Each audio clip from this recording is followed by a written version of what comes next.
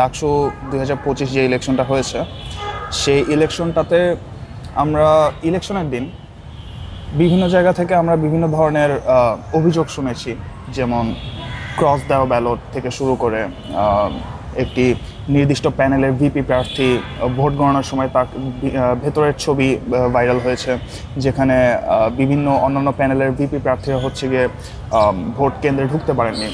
তো আসলে সব মিলিয়ে আমরা আসলে সন্তুষ্ট নই যেটাই হয়েছে, কারণ এর আগেও অনেক নির্বাচন হয়েছে। 19 সালের নির্বাচনও একটা প্রশ্নবিদ্ধ নির্বাচন ছিল, তো সেখান থেকে 25 সালের নির্বাচনেও আসলে আমাদের কিছুটা অনাস্থার জায়গা ছিল, কিন্তু এরপরেও শিক্ষার্থীদের কথা মাথায় রেখে আসলে আমরা নির্বাচনে অংশগ্রহণ করেছি।